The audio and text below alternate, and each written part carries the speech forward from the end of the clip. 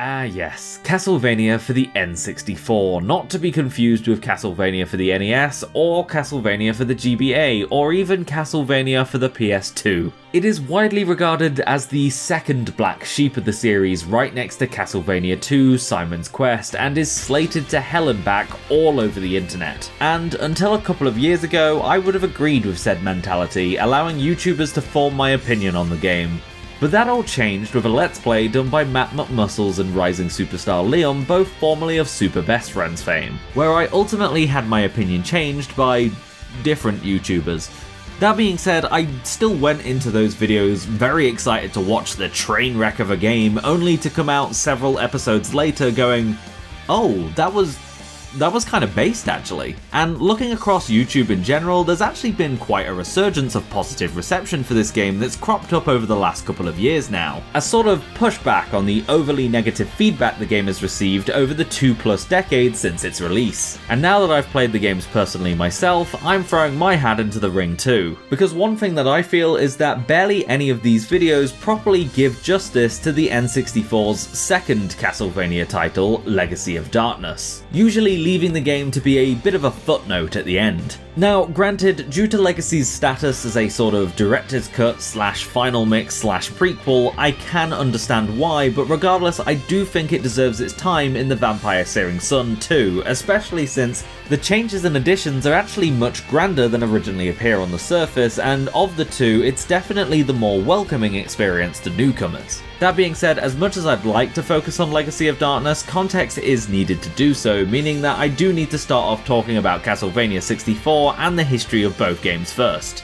Now, Devil Castle Dracula Apocalypse, as it was known in Japan, was to be one of Konami's first fully 3D titles and was put into the hands of a relatively new subsidiary and development team stationed in Kobe. The team knew that they'd be about a year behind every other game developer on the platform in terms of 3D development, and as a result really wanted to hit the ground running with this title. 4 playable characters, multiplayer, a fully voiced story, the game was incredibly ambitious in terms of features, and this was the first nail in the coffin of Castlevania 64's reputation. The scope and scale of the project alone would be a huge undertaking, but pairing this up with the fact that it was the studio's first 3D title and the fact that it was on the N64, the objectively worst console, which just could not handle what they were asking from it, it was a recipe for disaster from day one. And so, development, particularly early on, was rough, and after less than a year of dev time with barely any headway being made, tons of stuff had to be either completely scrapped, like the multiplayer, or severely cut down, like the now very sparsely placed voice acting, with the game now sporting only 2 playable characters, the Belmont stand-in Reinhard Schneider and the Magic Caster archetype Carrie Fernandez, who I'm now realizing while recording that I've written down as Carrie Fisher in the script. Though actually, considering Jean Reno's name and likeness were illegally used for this game's demon shopkeeper, it's not as unlikely as you might think. Luckily, it does seem that course correction was done early enough, and thanks to some smart asset reuse here and there and a much more reasonable goal in mind, what we did get does seem like a complete package, even if it wasn't exactly what was promised. But this wasn't enough to stop what I consider the second nail in the coffin, and that being unfortunate timing.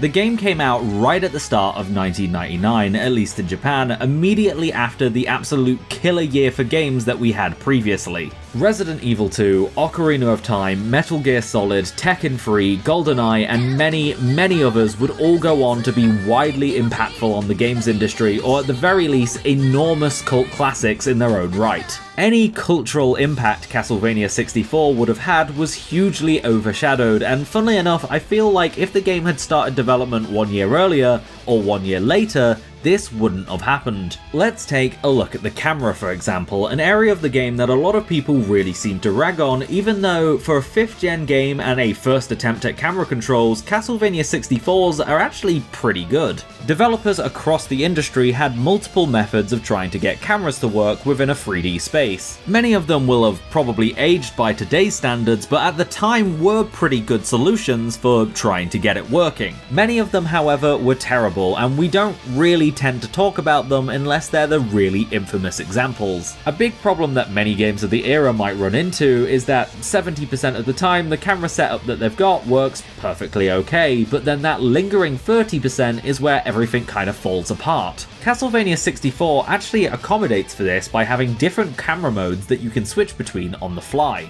These being normal view, action view, battle view, and the occasionally seen boss view that actually give you a ton of control in how the camera operates in multiple different scenarios. The main problem with it is that it suffers from not being obviously intuitive in which of these scenarios demand which camera mode. Battle view is, since obviously it's used for fighting enemies, and it's very clear that the camera is trying to track both the enemies as well as the player whenever it's active. And boss view is okay because it's only available and also forced in the boss fights where it's available. But what the difference between normal view and action view is kind of vague and nebulous, and it can trip a lot of people up.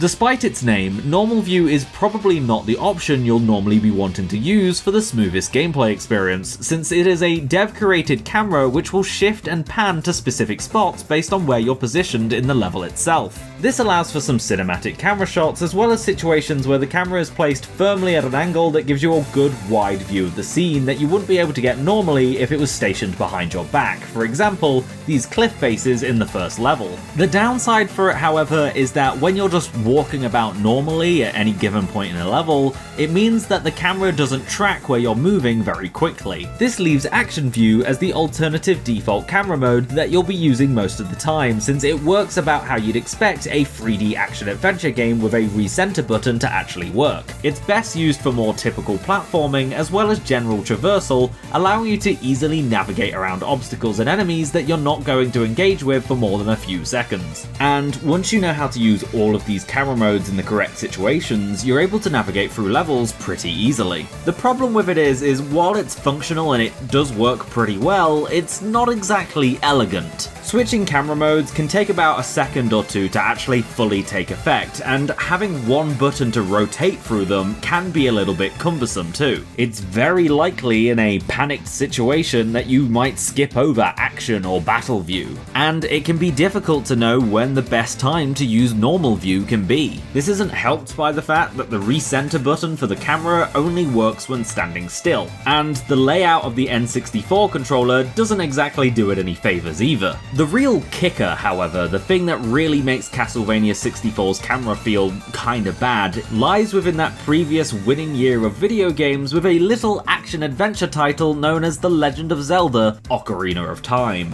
More specifically, its Z-targeting system, something that would go on to be copied and used way into the future for just how easily accessible it was. Unfortunately, Castlevania came out too early to be able to steal and use the system, but too late to not be compared to it. And so, while it was a pretty good first attempt for a burgeoning new era of 3D game design, many other series were on their second or even third. And it's this sort of predicament that we'll see multiple times across the entire game in various ways and to varying degrees. Exploration, puzzles, combat, etc. are all really quite good, but none of them are the focus of the game. There's no particular area where it really stands out, and there was always a game that had come out the year prior that had done one of those things so much better. CV64's overambitiousness to do anything and everything made it a jack-of-all-trades, master-of-none style of game in the truest sense of the phrase, not being able to resonate with as many people on the same level as a game that does one thing really well, which meant with the rise of internet culture down the line, there was just statistically less people batting for it, essentially being the opposite of what happened to Symphony of the Night, a game that came out to little fanfare on release, but thanks to it being really good at what it did do, being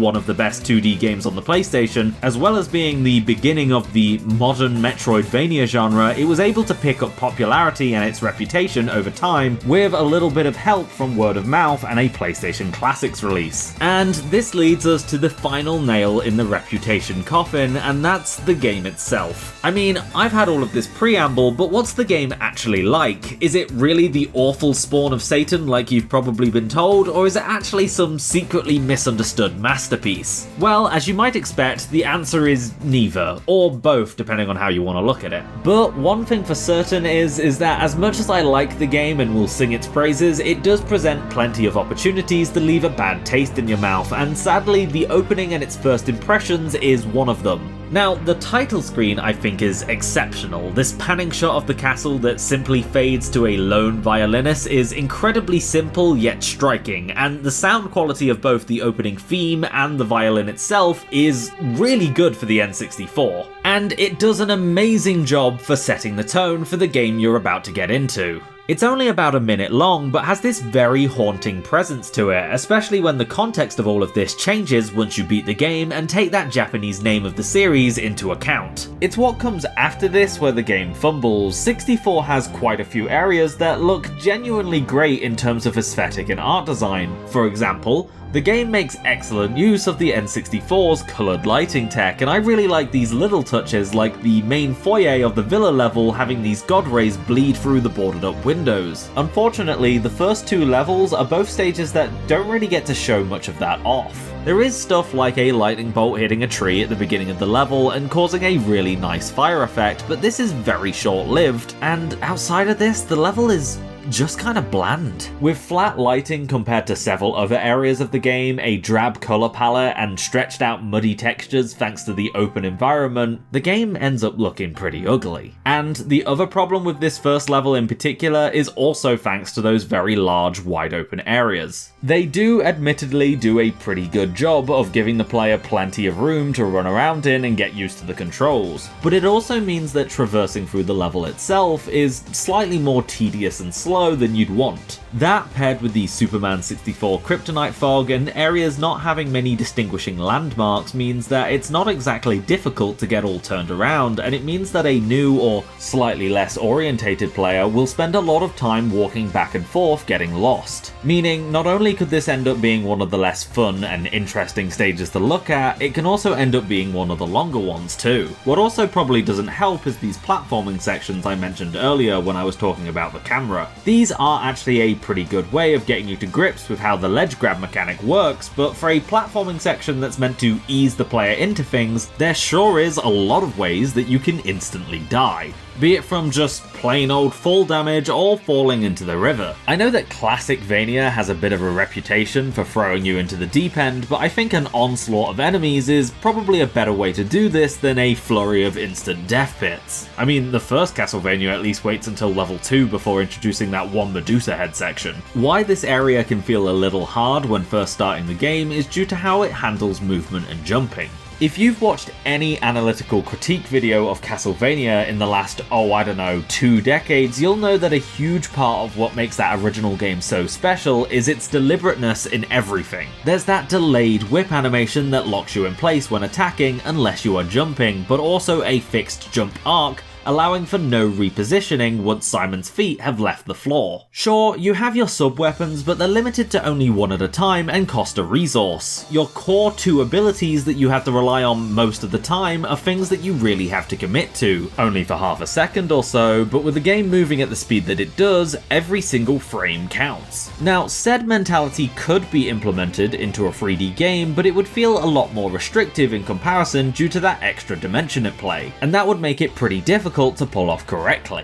Something like the FromSoft games have a very deliberate combat style in 3D, but half of Castlevania is its platforming, and Dark Souls has not exactly built up its legacy on really good running and jumping mechanics. Also, with everybody still being pretty new to 3D at the time, asking the team to get all of these things right on its first attempt is a really big ask. So Castlevania 64 instead has this sort of middle ground where things like aerial control are part of the game now, but only allowing you to manipulate airtime to so much of an extent because it's now momentum that plays such a large factor. And I really do quite like this kind of platforming. It means that movement can still feel pretty fast and agile as you hop around quite nimbly, but the game still has some weight to it. And it makes the act of getting a proper hold on it really satisfying. It is, however, a little unwieldy if you don't. Most notably, when you land from a jump, you'll still slide a couple of inches while your momentum slows you down, and this can cause you to jump onto a platform and just skid off. It's not like you're working on ice physics, but you can feel like a train coming to a stop at times, which I can completely understand some people not vibing with, but I think it fits a series like Castlevania great, and it does a really good job of recreating that feeling of deliberateness in a more open 3D platforming environment. The ledge grab, however, is a little bit temperamental and will sometimes not activate when you think it probably should. Here, for example, I think I was too close to the wall, making the game think I was trying to grab the corner. But its loose feel does make those jumps feel tense, which does do a lot to make usually basic platforming and obstacles feel more engaging.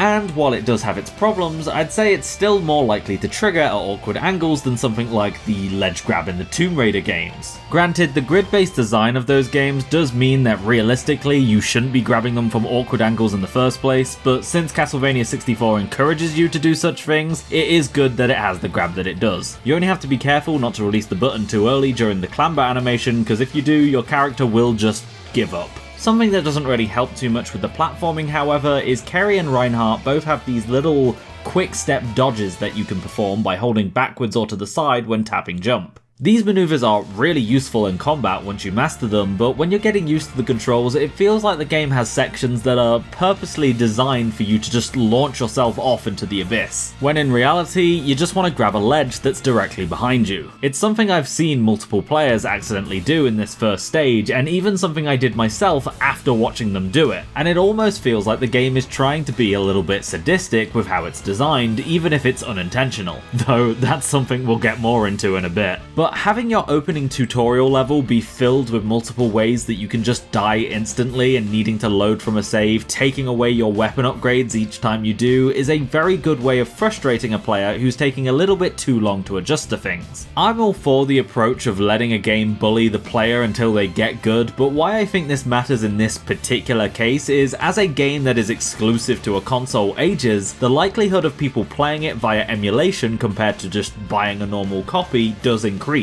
And the fact of the matter is, you're far more likely to judge a game and write it off within the first hour or even 20 minutes of play when you got it free off a website than if you actually went out and bought it. Because that money investment is a constant encouragement to actually stick with the game. Hell, this would still apply even if it came to NSO or something. You're far more likely to turn off whatever you're watching on a whim on Netflix than you are to walk out of a cinema. Now, I think from an artistic perspective, this doesn't usually affect a game in any way and doesn't really matter too much. But first impressions can mean a lot, and the game doesn't really do itself any favours in trying to reverse that reputation it's gotten. This is also not helped by the fact that even today, N64 emulation can be a little bit shaky, and the controller doesn't exactly line up with any modern control layout, nor was it designed for any human being with the correct number of arms. But that's not really a fault with the game, that's just a problem with the N64 in general. So fiddling around with the layout and remapping buttons accordingly will go a long way with general control issues. Here's what I used. Okay, I realise that I've been ragging on Castlevania 64 just as much as I've been singing its praises so far, and this is supposed to be a mostly positive video, so let's focus in on what makes me like the game as much as I do. Stage 2 is the castle wall, and while it's not much to look at, being another drab grey colorscape with muddy textures, the stage itself is an excellent example of simple but elegant looping gameplay and level design. While you may have made it past the giant bone daddy of a boss and his motorcycle Skelebros and crossed the drawbridge, the way into the castle is still blocked off due to a pair of portcullises, or portcullisae? The iron gate things you get in a castle. And to raise them both, you'll need to pull two levers, each at the top of the two towers at the left and right of the main gate to continue. When you first enter, the only one available to you is the one to your right. This tower is the easier of the two. There's a simple spiral staircase leading to the top with the occasional enemy or trap scattered across your path to act as obstacles. This room introduces stuff like moving platforms for the first time, as well as a few situations where you'll be expected to reach the absolute limit of your jump's horizontal distance. Now, this is a really good tutorial level. Nothing is actually shown to you directly, and you just have a gradual rise of difficulty, introducing one new element for each jump. And it also has the byproduct of showing you that the ledge grab can be used to catch yourself after a jump that doesn't quite make it, and not only used for scaling upwards. It's very low stakes since it's right next to a save crystal, and if you do happen to miss a jump, you'll very likely survive any fall unless you're pretty close to the top of the rampart. You might even find an item or two if you do so early on. Patience is really rewarded here, as this tower has very little in terms of threats, so you can take it easy and pick up any power-ups or red gems that you might need for what lies in wait at the top. That being this area's boss, the White Dragon, which is coiled around the first of the 2 switches that need to be pulled. It's a pretty simple boss, and just like most enemies, it's significantly easier if you're playing as Carrie, but I do enjoy how it'll mentally attack you loot goblins out there by burning up and dropping multiple items as you damage and destroy each of its heads, as there's no real way to nab these before they disappear unless you end the fight really quickly. After defeating the boss and hitting the switch, you're able to go through this hole in the wall and start descending down through multiple cracked floors, and once you get to the bottom, you'll realise that you're actually in that first room that you started in, just at the other end of the first portcullis that you've just raised, and now on this side there's actually a key for the left battlement. Now this one doesn't have a boss fight at the top of it, but to compensate for that, it has much tougher platforming that ramps up much quicker and is significantly more treacherous. For starters, there's not even much of a floor anymore, be it at the bottom of the tower to catch you or the stairs themselves really, so any mistake that you do make will send you back to the save point guaranteed. The platforms do more than just slowly move back and forth now too. They'll crumble apart, rotate and reveal spikes. Hell, even the stairs themselves will try and kill you if you're not careful. This area is a bit of a difficulty spike, but it's not particularly long, and due to the save crystal being just outside, you're able to throw yourself at it over and over without having to worry about too much lost progress. What's also great is the premeditated placement of an item within a torch that drops a moon card. It's just above the doorway that you enter the tower with, which you can get to by messing up one of the earlier jumps. This is particularly useful, as once you get to the top of the tower, you'll discover that there is a moon door blocking your way, which can only be opened during nighttime via the game's day-night system. Now, the chances are you probably have a few of these already, as well as a couple of sun cards, but the thing is, you don't actually need to use any of these for the entire game. In fact, you're actively encouraged not to, since you'll get the bad ending if you let too many days pass before you reach the final boss. But we'll talk a bit more about that later. Throughout the game, however, are several moon and sun doors which will grant you access to bonus rooms containing stuff like extra items in them. There are, however, 1 or 2 in the game that are mandatory for progression, but for the most part this means that you have to make an active choice on whether or not you want to spend time gaining access to one of these rooms or not. Or if you've played the game before, you can take certain doors into account when you plan your route and kind of treat it like a Mega Man game. After hitting this second switch, we gain access to the castle grounds, but it's also where we get our first look at the Dark Lord of this Castlevania. I feel like this cutscene was supposed to be one of the game's highlights at the time, because it's one of the few scenes that has voice acting, but it's not exactly a stellar performance, not a memorable one at the very least, and it has some really awful compression on it. You could argue that it's just adding to Dracula's spooky aura or something, but I think that's pushing it a bit. Needless to say, the devil in human form left me sufficiently whelmed. But with seeing the big man himself, we also gain access to the game's third area, the Villa. And it's here where we get to see 2 things. Firstly, this is where the game shows that when it wants to be, it can actually look very nice. Not just with its art direction, but on a technical level as well. I genuinely think, barring an exception or 2, that these character models look very good. The textures used for them are actually pretty detailed for N64 standards, and while they can definitely look a little stoic with absolutely zero facial animation, I think in Kerry's case it's actually really funny with how cold she can come across as, and I think that's worth the sacrifice. It's worth mentioning that a lot of character models for N64 games that you're probably more familiar with actually use a lot of tricks to overcome animation and optimization problems at the time. Take Mario for example, his model in 64 actually has no textures whatsoever. Well, other than his facial features, dungaree buttons, and the M on his cap. But other than that, his model is actually just a collection of blocks that are all a single static colour that don't even properly connect. He's built like Rayman, it's just that his floating body parts are much more closely packed together and clip into each other. It's a really good trick that creates the illusion of a solid model, especially at 240p, but the fact that Castlevania's models don't rely on such tactics makes it all the more impressive. The areas themselves, particularly in the Castle Villa, are very competently built too.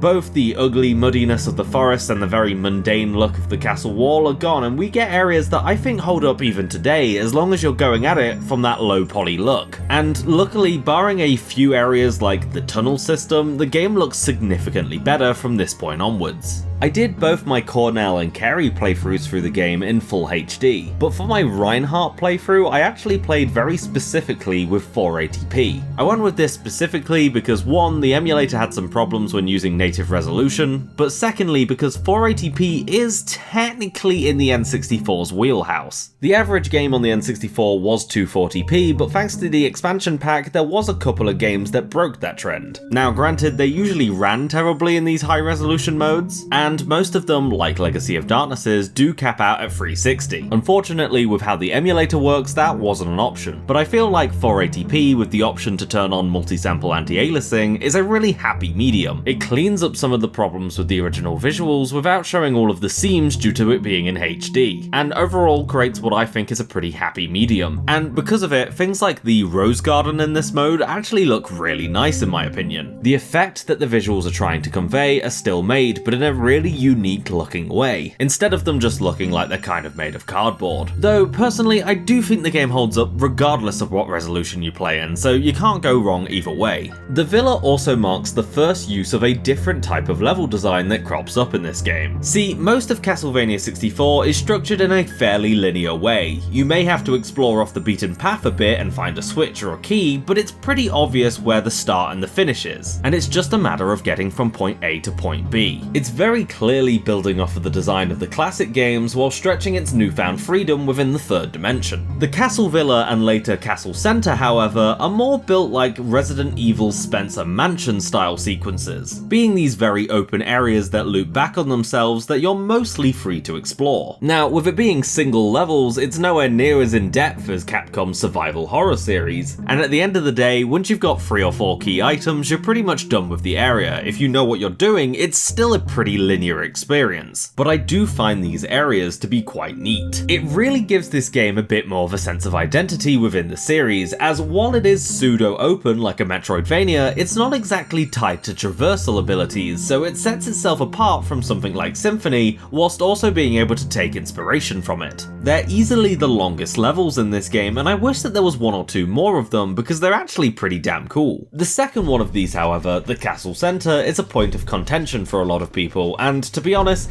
it's not super difficult to see why. Depending on how you end up playing through the level, the Magical Nitro Mandragora puzzle can feel intentionally mean-spirited. The basic idea behind it is just that you need to transport 2 individual items to this wall so you can use them in conjunction with each other to blow it up. Sounds simple enough, right? And it is for the most part. The problem lies with the fact that there's 3 small things that stack on top of each other that can make it infuriating to do so. The first is one of the items themselves. The Magical Nitro is highly volatile, and what that means from a gameplay perspective is if you jump, get hit, or touch something that pushes you, it'll explode and you'll instantly die. So you have to find a safe route to be able to get the nitro to the location without having to do any jumping and skirting around enemies as much as possible. It's a sort of anti-platforming puzzle. Definitely a little bit tricky, but it's straightforward at least. I think a big problem that people naturally run into is that they don't map out the route before they go ahead and do it. After all, they don't know what to expect on their first run through. This tightrope part where you're being pelted with fireballs is probably the most dangerous and infamous part of this section, and it's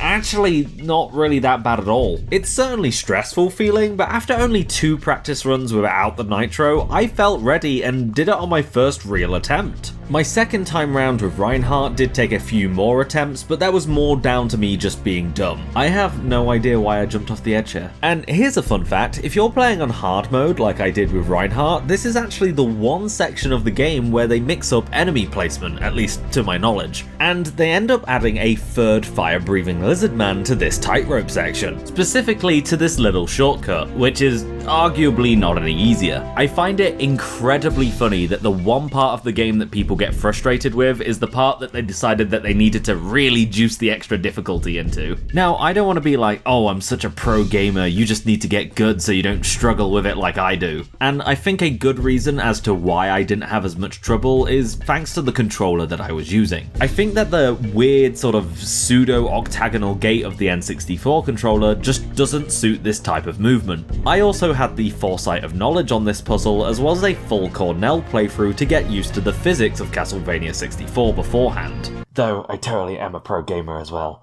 Honestly though, I think something that would be really cool is if this game could get a recompilation like several other N64 games are doing at the moment, and got proper twin-stick camera control implemented into it. I think the game by no means needs it works perfectly fine without twin-stick, but it would be a really nice thing to include. There's a few other ideas that I'd have for such a project, but we'll get back to those when they're a bit more relevant. The final frustrating aspect of the Magical Nitro run itself, however, is the kind of funky collision detection. The game does explicitly tell you not to jump or get hit, but it doesn't say anything about these moving cogs. These don't do any damage to you normally, but they do make you explode when you've got the Magical Nitro. Walking slowly through this section is nowhere near as tricky as doing the tightrope, but you're very liable to just sacrificing a run because you don't realise that this is even a mechanic. Assumedly a byproduct of the game's coding for this section, you can also just explode by running up against a wall a little bit too much. I've even seen footage of somebody walking down a step that's usually okay, but because they came off it a little bit too fast, the game has considered it a jump.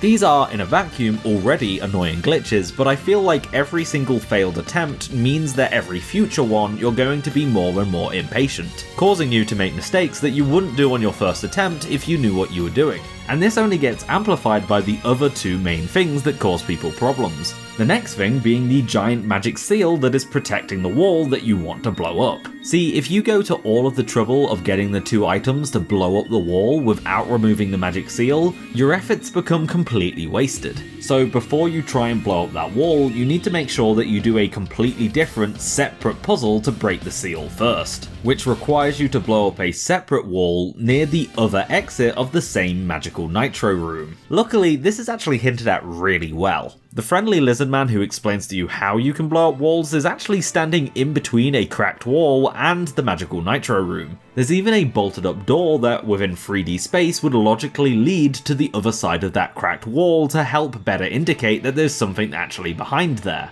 Blowing your way through this wall gains you access to the library with a secret observatory hidden within it. Here lies a device that lets you place 3 statues in the correct places in order to remove the seal. To know where you need to place these statues, you need to find 3 bigger statues throughout the zone that will give you clues on how to solve the puzzle. It's just the planet colours, so to an extent you can actually just wing it, and in a worst case scenario you can just brute force it if you know 2 of the clues. The one mild problem with this puzzle is the fact that while you can interact with these large statues, it's not super obvious when you first see them. The one in the room with all the giant cogs does stand out quite a bit, but the other 2 do kind of blend into the scenery. There is a forced cutscene and a fight against a unique enemy for the very first one you come across, but it's really easy to just walk past it. And it's entirely possible that people will just glaze over them thinking that they're just set dressing. Maybe Dracula just needs to invest in some yellow paint. It's yet another thing that by itself is not that bad, but it's when you put everything together, the Nitro Trek, the magic seal, the statues and the second destructible wall, where the problems really start to arise, as they don't just add together, they actually multiply each other.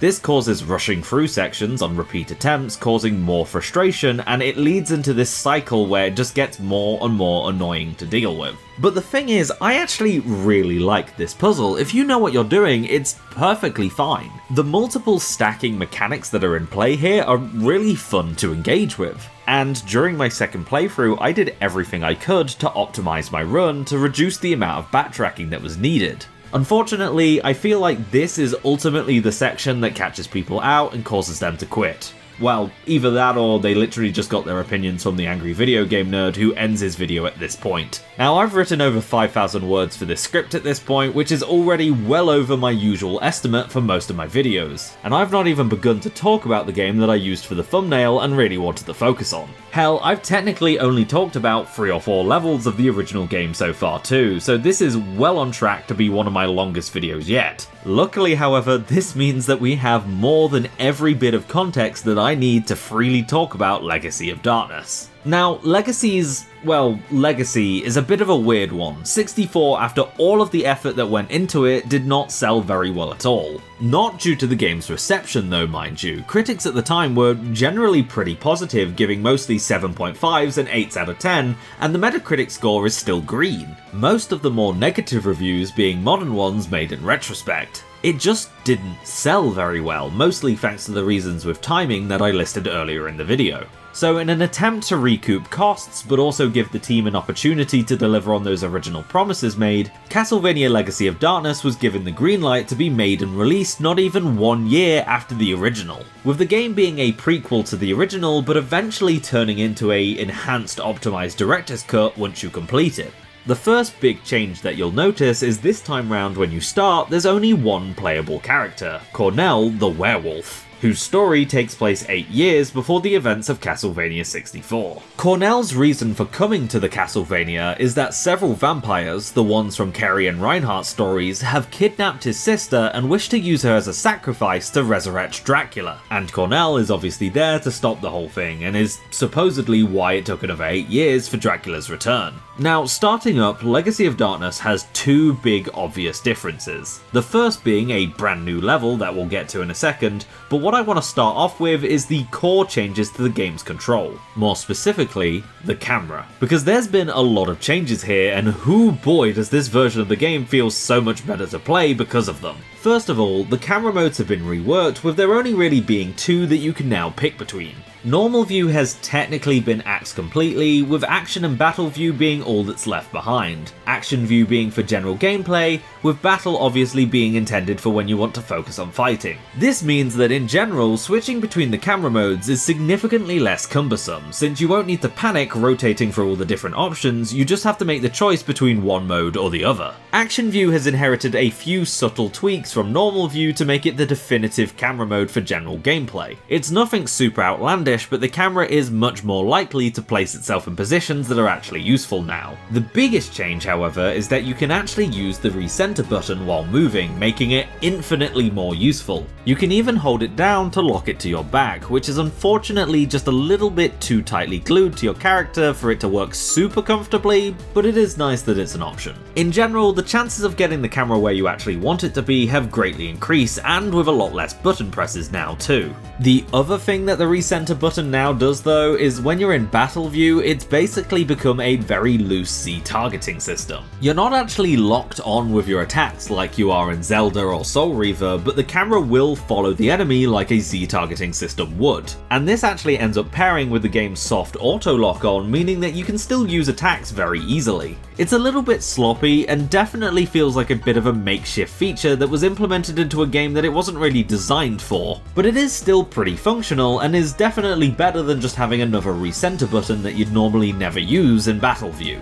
That being said, if there's no enemies around, it does still act as one. And in fact, holding it down and using that same trick to follow the character's back actually works a little better in this mode, but it will instantly break off and focus on any enemies when they do show up. The cinematic aspects of normal view do actually make a return, but now take the form of auto view, which is not selectable but will automatically turn on when accessing areas where you definitely want it over action or battle view, like those platforms in the Silent Forest or during cinematic shots like this new section during the clock tower. A lot of the time you can still override it if you really want to, but it will auto turn off when you leave an area that it activates in, so it's usually just best to let it rock. You do end up missing a couple of the shots that 64 would provide in some of those less essential scenarios, but honestly, losing a couple of slightly cinematic camera angles for a much better controlling game is a worthy trade-off in my opinion. The other main obvious difference that you'll be experiencing for the entire game is Cornell himself, which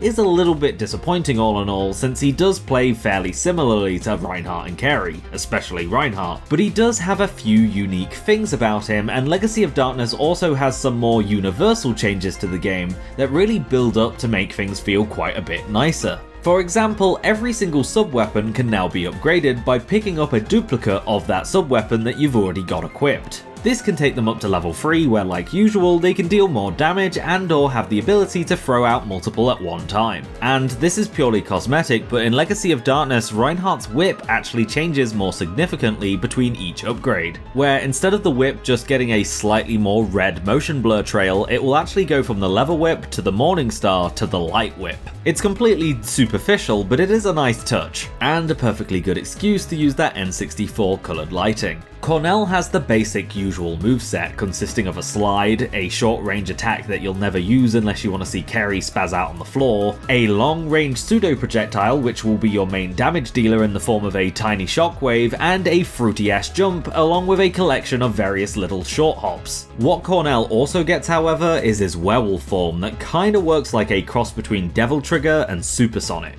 Activating it will give you a huge boost in power, especially if you've already got a fully leveled up weapon, but in return it will constantly drain your crystals, which is the ammo that you use for sub-weapons. The big drawback of this mechanic is that it can't be turned off at will once activated, and will eventually drain all of your crystals. However, if you know the game well enough, you can work around this, as it will automatically deactivate during cutscenes. The combat additions are hardly night and day, but the differences are there, and overall, more options is hardly a bad thing, and the more seamless control scheme does mean that, overall, it is just a lot more enjoyable to move around and fight. The other big difference that really goes a long way is how much more responsive the ledge grab is now. In fact, it's probably a little bit too strong because they basically just increased its magnetism. It can look a little goofy since now you can just zip to the ledge when sometimes you feel like you shouldn't have been able to, but overall, it does make the platforming a lot more intuitive, and you don't need to be paranoid about every single jump anymore.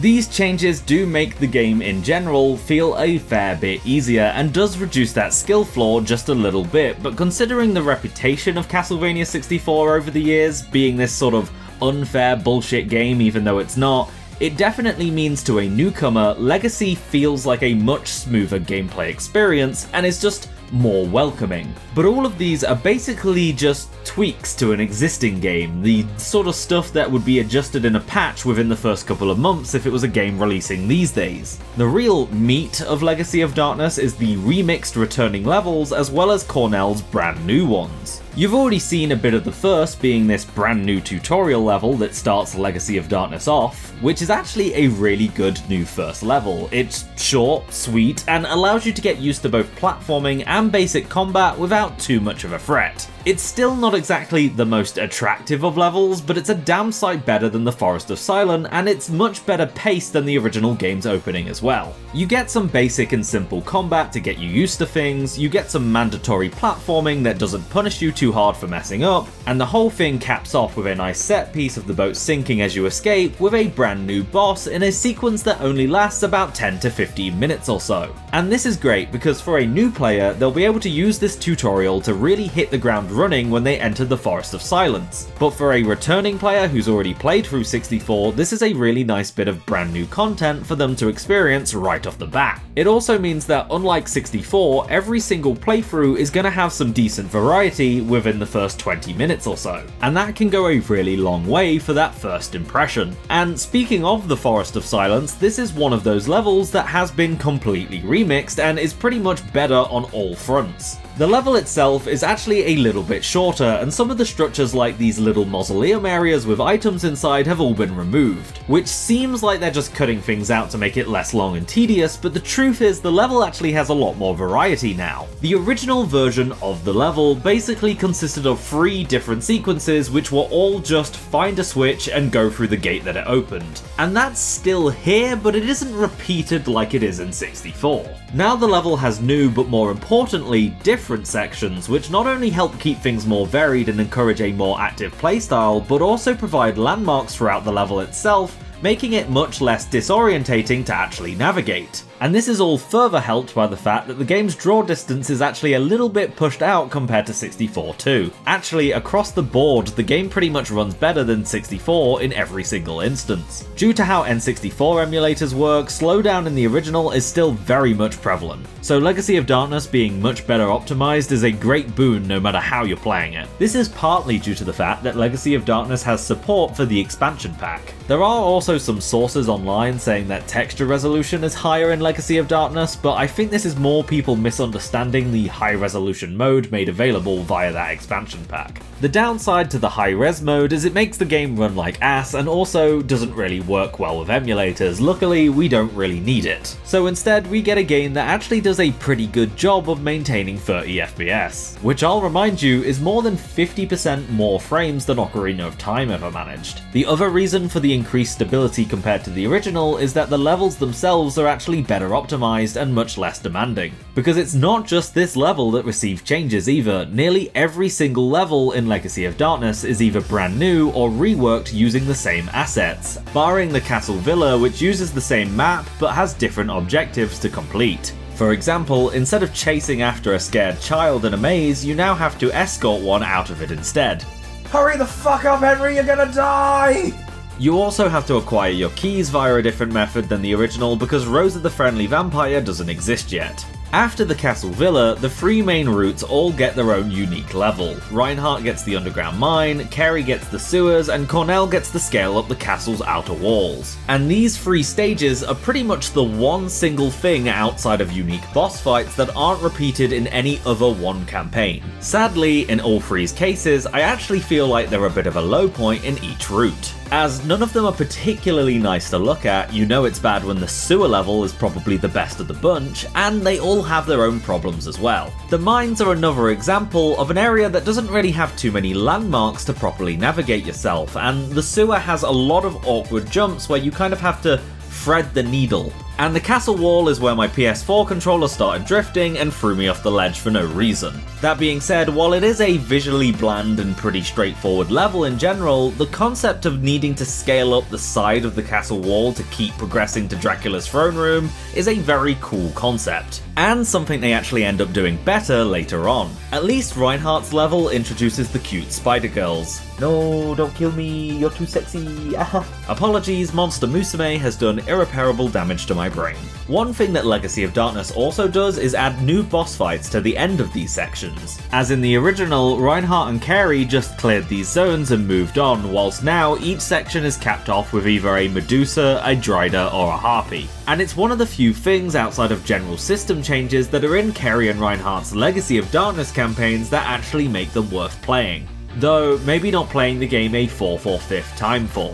Luckily, even if you don't play their legacy campaigns, you do get to fight them as the 4th playable character if you play your cards right. Although Henry's more of a bonus mode character, so we'll leave him for a bit later. Following these sections is the castle centre as Reinhardt and Kerry, which is mostly unchanged from Legacy of Darkness, but it's after this where we get to go through the towers section of the game. Mr. Schneider will have to go through the Dueling Tower and Tower of Execution, whilst Miss Fernandez will go through the Towers of Science and Sorcery. And since Cornell doesn't have a level going through the castle centre, he actually ends up going through all 6 towers. Firstly, he goes through his 2 own unique ones, the Tower of Art and Tower of Ruin, but then he goes on to trek through Reinhardt's and Kerry's respective levels as well. On the surface, the Art Tower is one of my favourite levels. It's both really nice looking aesthetically, but also has some of the more visually interesting set pieces that are really fun to play. But unfortunately, it's really dragged down by the Sun and Moon card mechanic being ham-fistedly forced into it. See, Cornell only has the one ending, so the day day-night cycle doesn't really do all that much for him past the villa. If you really wanted to, you could just keep burning all of your sun cards to be able to make the game as easy as possible, as some enemies, like the vampires, are all stronger at night. Because of this, they forced the mechanic into the game via this stage, making every single room have alternating sun and moon doors, and it just kinda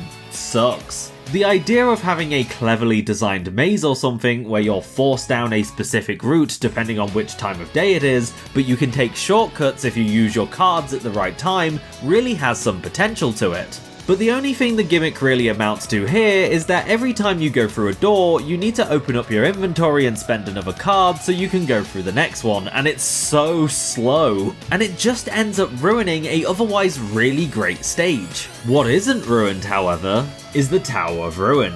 Cause why wouldn't Dracula have an Egyptian theme zone in his castle? He's not British, but he is the bourgeoisie, so stealing shit from other cultures is likely one of his favourite pastimes. The Tower of Ruin is split up into 3 sections. The first is this really neat navigation puzzle where you need to traverse through a maze that has a crumbling floor, and the way that you do so is by looking at these stone tablets that act as actual in-game maps. The puzzle itself is actually quite simple. All you need to do is hit 3 switches and the way will open for you, but embarrassingly I spent way too much time on this one since I was overcomplicating it. Due to a failed early attempt, I didn't realise that I could jump to each door and still go through after the floor had started to crumble. So after unlearning this lesson, the puzzle became super easy to finish off. It's a super basic area in retrospect, but it's one where I feel like the concept behind the puzzle does a lot more of the heavy lifting than the puzzle itself. It's taking the basic design principles that you're already familiar with and reformatting them into a new, interesting way. After this, we have a platforming challenge with more crumbling floors. I mean, it is the Tower of Ruin after all, and something I really like here is that while a lot of the drops are honestly a little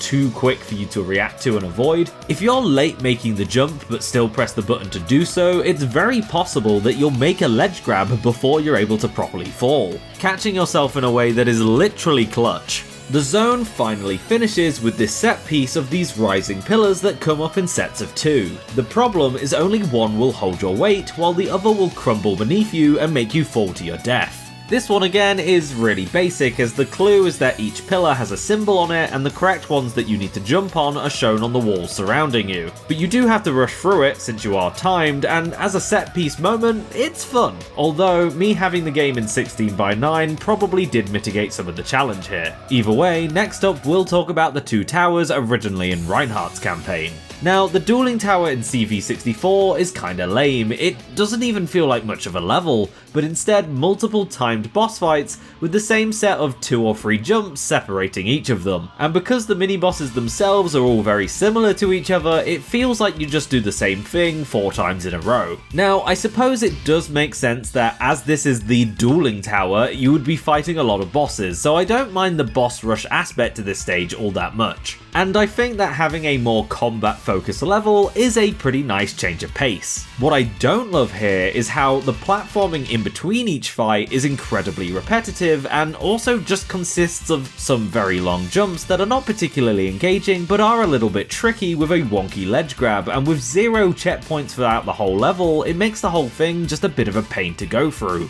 Luckily, the changes in Legacy make it a much more enjoyable but also palatable level to go through. Each one of the 4 mini-bosses are now fought in a unique arena. The first one still has that old collapsing ceiling, but the second has a more open exposed fighting ring that you can fall out of. Meanwhile, the third one takes place in a ring of fire, and the fourth has a ignited floor that will slowly deal damage to you. All of them adding up to add a little bit of extra variety to each fight. The other benefit of the Legacy version is that the platforming sections between each area are a lot more involved and interesting than simply just jumping to and fro the same large platforms. The obstacles that you need to avoid are a bit more interestingly placed, and you even go down to the water for a bit, adding a little bit of verticality to the entire level. This doesn't really play much into the level mechanics in of itself, but it does add a bit of visual flair to it all, as it makes each section of the stage just a little bit more distinct. Honestly, in comparison, it makes the original look a little bit unfinished due to how little is actually going on. The save point halfway through the level is also very much welcome, although with the more magnetic ledge grab and new platforming sections, it's not like it was needed quite as much as before. Funnily enough, even though this is one of Reinhardt's towers, it's actually the area where Cornell ends up getting a bit more story, which is fitting considering each of the mini-bosses are beastmen just like him and Ortega, the rival character of his story. Actually, come to think of it, all of those 4 original towers could very easily be assigned to the different 4 playable characters that were originally planned for Castlevania 64. This is just conjecture on my part, but I imagine that's what they were supposed to be until they eventually got repurposed. Anyway, one thing that isn't immediately made clear to the player in the beginning is that while Cornell is a werewolf from a tribe of beastmen, he's actually special as he is the only one who's actually still capable of transforming. Assumedly, the rest of them are just humans with a couple of beast-like traits. Dracula, however, has made Ortega and several others from Cornell's clan an offer to work for him in return of artificially unlocking their full potential. And this sets up Ortega's betrayal and is what puts Cornell's story into motion as he is the one who kidnapped his sister. But it also ends up generating a really neat bit of world building and lore, expanding on the otherwise sidelined werewolves in this series. For now though, Ortega leaves us as our big rival fight needs to take place just before the clock tower, just like everybody else's does. As for the second Reinhardt tower, however, we have the Tower of Execution and... God, I love video games. Giant swinging axes suspended from the ceiling are one of those video game staples that just need to exist alongside hidden caves behind waterfalls and big obvious breakable walls with chicken inside of them. It doesn't matter how often I see it, I'll never get tired of them. Now, interestingly, as soon as you walk into Sen's fortress, you'll actually see an homage to the original version of the level, with the main centerpiece tower that stage was built around crumbling and sinking into the lava. This is really endearing because it's the one example of a zone that I could actually make an argument for the original CV64 version of the level actually being better than Legacy's. The original level was basically this huge double-layered spiral staircase where you'd scale up the actual tube of a tower via skirting along the edge and center of the room, occasionally crossing over from one side to the other. It's actually a really ambitious and impressive level design for a game on the N64, and it fucking shows as the frame rate would dip significantly throughout most of it. Even in an emulator, it's constantly chugging.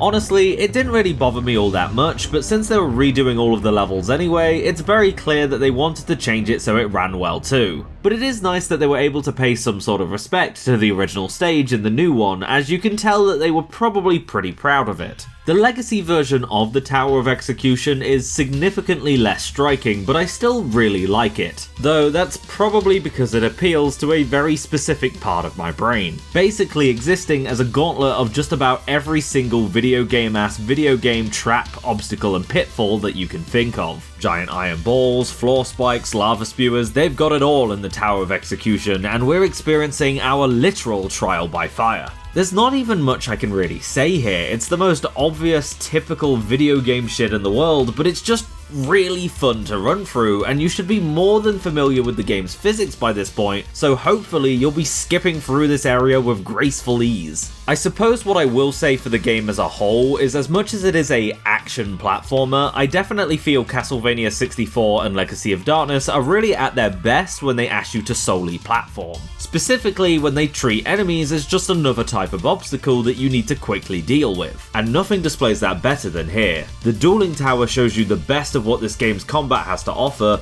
outside of the occasional major boss fight, and it's fine, but it still had to rely on arena gimmicks to really make them stand out a bit more. We then follow up this section with a level that is almost pure platforming, and everything just clicks so much more. And the weightiness of your character gives the game just that little bit of an edge to it that means that when it's firing on all cylinders, it's really fun to control. Lastly, we have Kerry's two towers, the Towers of Science and Sorcery, opposing sides to the concepts of logic and understanding or something. Pretend I said something really poetic here. Now, the Tower of Science's first third is almost entirely the same in both versions, involving you scaling up this spiral staircase of conveyor belts with all sorts of blocks and whatnot shooting out at you to try and throw you off. Don't do what I did, where I refused to take my time in any shape or form and sprinted through the entire thing chanting "I'm cracked" over and over again, as it will lead to multiple pointless deaths. In the original, this was followed up with a really funky room full of turrets both hanging from the ceiling and coming out of the floor,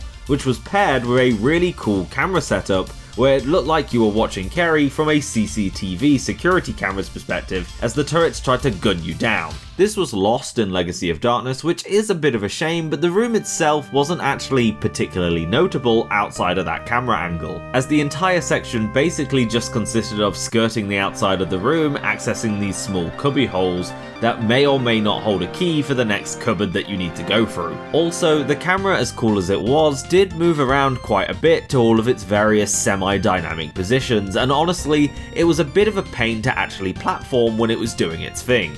After this section, we have a few more ledge climbs, and then we have a significantly less scary conveyor belt room since you can't be knocked off the edge. And while there are turrets shooting at you now, they can be very easily dealt with from a safe position because Kerry's homing attack magic is insane. Regardless, you just need to find a few more keys and open some doors, and we're out of here. In Legacy, however, after the conveyor belt stairway, we're met with a corridor of turrets with some hiding away in these little hidey holes and such. An otherwise unremarkable corridor that's only able to stand out thanks to a section where these two grating doors drop down, trapping you in a box where you're then shot at from the outside. This is then followed up with a pretty cool 2.5D walkway where the camera locks into a side-on angle and you have to run across this bridge while things are trying to gun you down from the background. And personally, this pretty much makes up for losing that CCTV camera room, as even though this section is only about 5 to 10 seconds long, the impression that it leaves is still very distinct. The big fancy section of this stage is the penultimate room that comes after, which has these new giant laser cannons firing charged shots at you as you sprint and jump across these runways.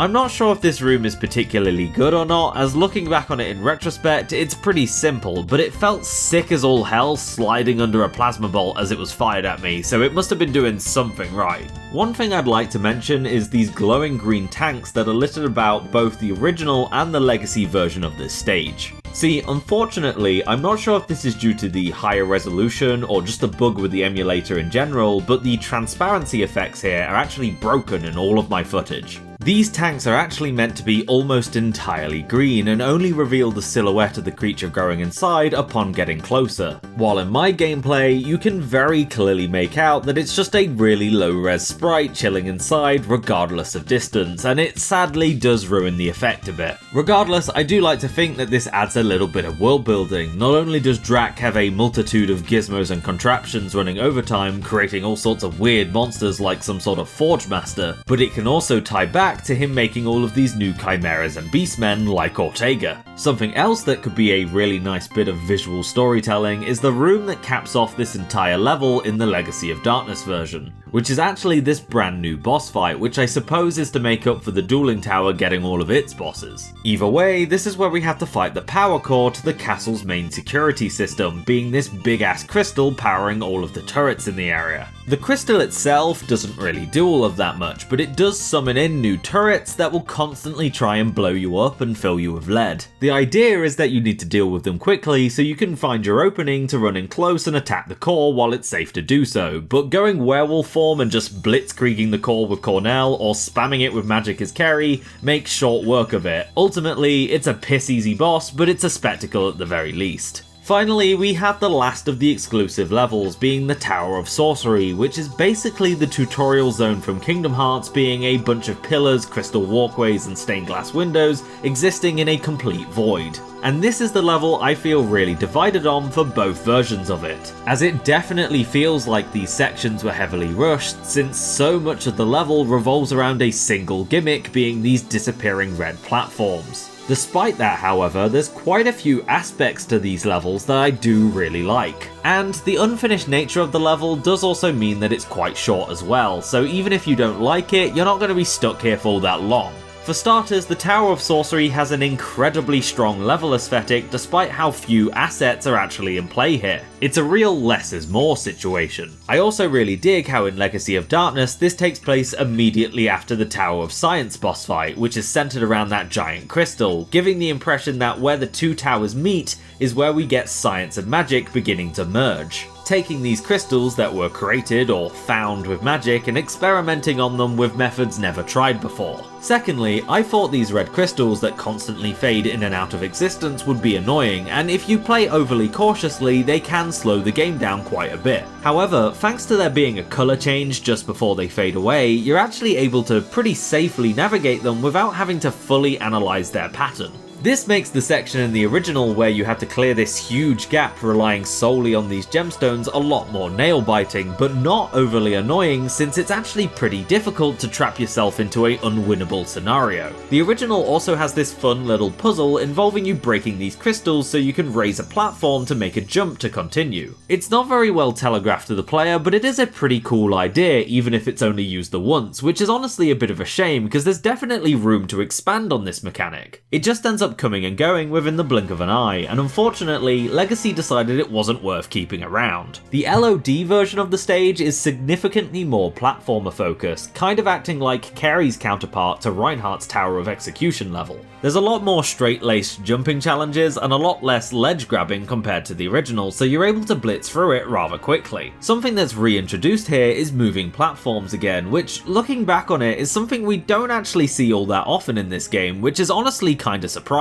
Especially this late into the game. If you're playing as Cornell, this level can be a little bit more involved, as his shorter range projectile that doesn't heat seek like Carrie's does means that unless you've got a good sub-weapon for this scenario, there's quite a few jumps that you'll need to time so you won't get caught off guard. Unfortunately, much like many of the game's challenges, Carrie is simply too base to really give a damn about them and can steamroll through whatever the hell she wants. It's a bit tricky because overall I feel like the Legacy version of the Tower of Sorcery does have a better flow to it compared to the original, but it does also cut out the two standout parts of the level that it used to have. After all of the unique character towers, we get one final one, possibly the most famous of all of the Castlevania stages, the Clock Tower. But first we get a sort of prelude in the form of the Room of Clocks. This is basically just a ornate boss fountain room where you can save, buy items, and select your sub-weapon of choice before your rival boss fight, which has been slowly building up in some shape or form over the course of the game. And I haven't really spoken that much about the actual story all that much so far, and there's a very good reason for that. Namely that there isn't really much of one to talk about, at least spread out across the entire video. Don't get me wrong, there is stuff here, and it's not like Castlevania needs a story. After all, we all know that basically every game boils down to I'm gonna beat that vampire to a bloody pulp! Yes, we must catch that man. He really is a shit. I've mentioned the cutscenes where you meet Drac and Rosa the Friendly Vampire, and the truth is, those are practically the only two story cutscenes in the first half of the game. And since Cornell doesn't get these, he gets one introducing Ortega and a couple of unique ones during the villa, which basically is just a side story about the original residents and ties Henry to the overarching story. The only other cutscenes that are actually important is the ones involving Malice. Malice is one of many children that Dracula's forces have kidnapped, presumably to sacrifice to be able to bring back their Dark Lord. And you bump into him a couple of times throughout the course of the game and try and help him escape, but notice that the castle's really getting to him. Other than that, the only cutscenes you really get are stuff like set dressing for boss fights and ones introducing characters like Jean Renaud, the demon shopkeeper. And if you're playing as Reinhardt or Carrie, you're lucky enough to meet a real vampire hunter in the form of Charlie Vincent. The man's got a first name for a last name, that's how you know he's a badass. Actually, can I talk about Charlie Vincent for a bit? I want to talk about Charlie Vincent for a bit, because this man is insane. Bro is very clearly based off of Abraham Van Helsing from the original Dracula story. He has a lot of knowledge on vampires, but seemingly very little experience actually fighting them, and is seemingly a bit too old to have much martial prowess. And yet the man came here alone, fully expecting to take on Dracula by himself, with nothing but crosses, garlic, and holy water. Even has the balls to go, well, it's getting pretty late, guess I'll crawl into bed for the night, when he's in Dracula's castle. The absolute disrespect on this man is crazy. I half expect him to raid Dracula's pantries and steal his family photos or something. The thing is, Vincent only shows up in this one room. He is, for the most part, a very minor character within the game setting. But he's actually the key to getting the good ending.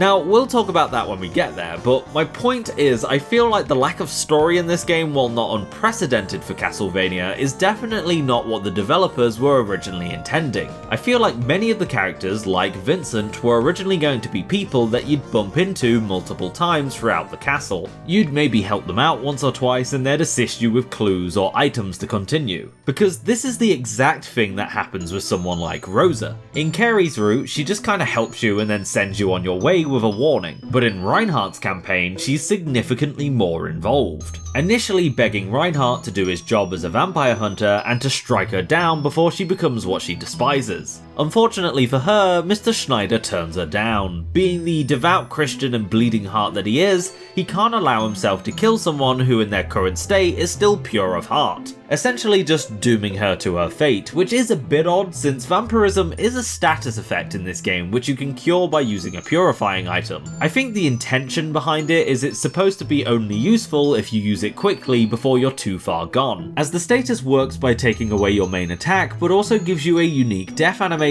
of you succumbing to the curse if you let it linger for an entire day. But Rosa is still very human in mind, so surely we could have tried. Nitpicks aside, the next time we see Rosa is immediately after the underground mine level, and we see that she's so desperate to die as human as possible, she tries to take her own life by stepping into the sunlight. Reinhardt quickly rushes in to stop her, explaining that by doing so she's still condemning her soul as the Lord does not allow such things, making her situation even worse than she realised, as her only options are to die as a sinner or live long enough to become an unholy abomination. Now, this scene is also supposed to be the beginning of a budding romance between the two characters, as Rosa demands why he refuses to kill her, asking if it's just because she looks like a young woman, and Reinhardt falls silent. She then calls him a softie and warns him that he'll never be able to defeat Dracula if he keeps acting like that, which could be interpreted as something said with contempt, but judging how later scenes play out, I get the impression that it's supposed to be that after seeing such a sentimental soul who can still see beauty in her, Reinhardt is a good Christian boy, he's not thinking with his dick, shut up, Rosa is able to at least try to stay strong and keep going whilst resisting the vampiric urge to be evil. The thing is, this is cutscene 2 of 4 with them together throughout the story, and they did not earn this romance plotline whatsoever. The third time we bump into each other is right at the end of the castle centre. This is Reinhardt's equivalent of the Ortega cutscene in the dueling tower where we set up his main rival. That being Dracula's most trusted lieutenant, Death himself, looming over Rosa's shoulder, forcing her to fight Reinhardt. This is a pretty cool boss fight, it's simple enough, she just floats around and throws various attacks at you. But I do dig the whole rose motif that she has going. She pelts you with heat-seeking roses and has a sort of great spin attack that she does that scatters petals everywhere. It's a good visual motif.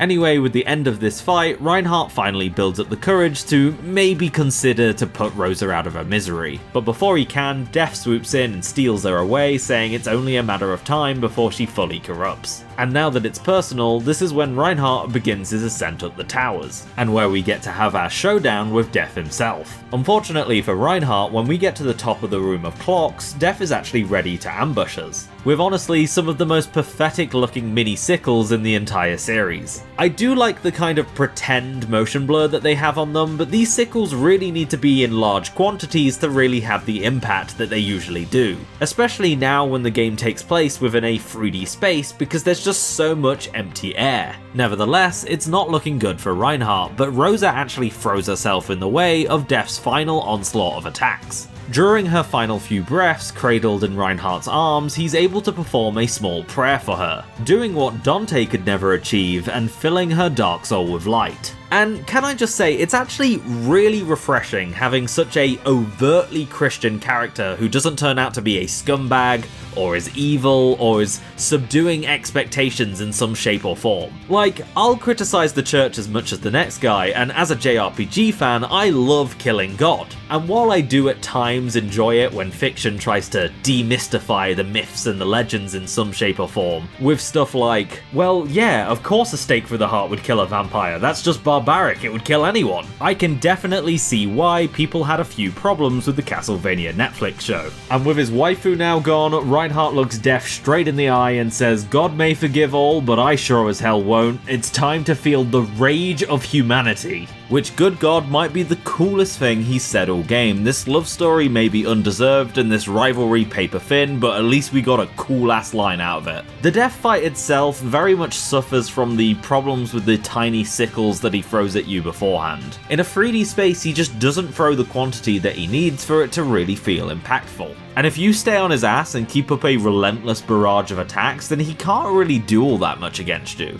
He does have this really weird sort of desperation move where he starts summoning these giant fish, and these hit pretty hard and are quite the spectacle too. Unfortunately, that's all he really has. It's a pretty okay fight, but it doesn't feel like the end of this big climactic rivalry like it's trying to set up. Carrie's rival, on the other hand, is someone I find much more interesting. Actrice is one of Dracula's vampiric underlings in this game and is also a highly accomplished witch. And upon meeting Carrie, she actually tries to recruit her, going off on one about how she doesn't stand a chance but does show potential and is basically putting out a job application to be her new apprentice. Carrie, on the other hand, is so flabbergasted by the audacity of this bitch that she barely lets out a response. The second time we bump into her is again at the end of the castle centre, and this time she has a surprise for us, a family reunion with a previous Fernandez warrior who she faced before and is now enthralled as her vampiric slave.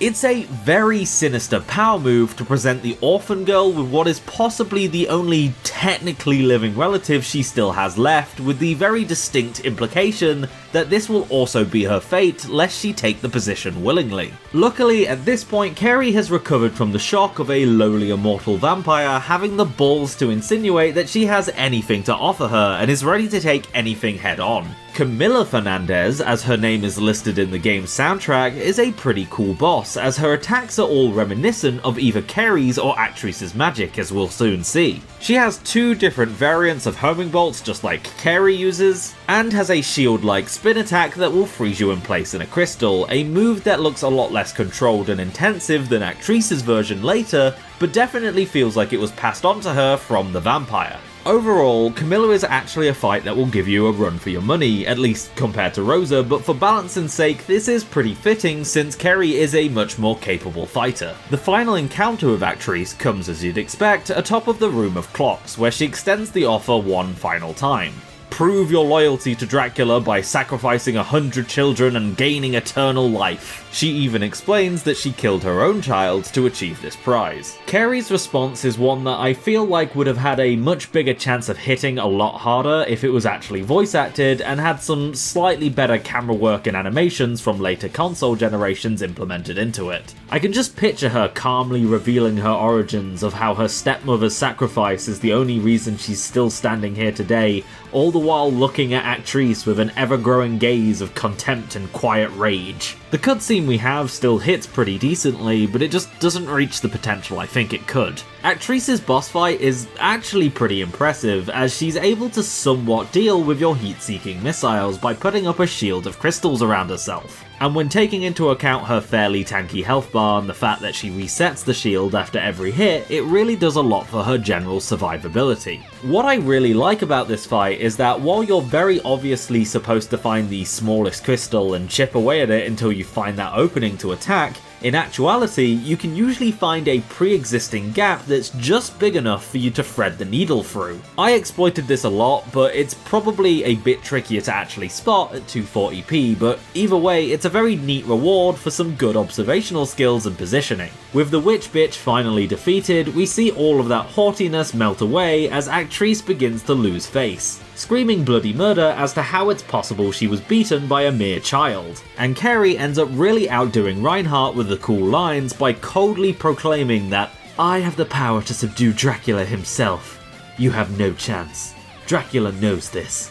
He used you merely to delay me." Like, bitch, you're barely worthy of being a distraction, let alone an obstacle. You ain't her. You're not that gal. Also, your boss is a bitch-ass pussy and he knows I'm coming for him.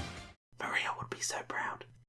Finally, Cornell, on the other hand, has his final showdown with Ortega, who is definitely the best of the three boss fights. It's a shame we don't get to fight him in his actual lion form, but we do get a really good Chimera boss instead. What's cool about this fight is that each of the heads has different attacks, and as you whittle down the health bar, they'll fall off and it will change its moveset. You have stuff like where in the first phase of the fight, the Chimera will breathe out poison. This can obviously do some damage, but also inflict you with the status ailment. After you move that head, however, it still keeps the breath attack, but instead of poison, the lion head will breathe fire. This obviously doesn't poison you anymore, but it does do more damage and has a lingering hitbox. There's quite a few other examples, and the Chimera has a really diverse moveset of different moves that it can use. The only problem with it is that it's a little bit unbalanced both ways. See, if you don't use your werewolf form, this fight gets really dragged out. Ortega has an absolutely enormous health bar, which makes sense, you're supposed to be rivals, and this is your fight where the two of you can really go all out against each other. So naturally, you use your werewolf form and the entire fight becomes a joke, just like every other boss fight when you do.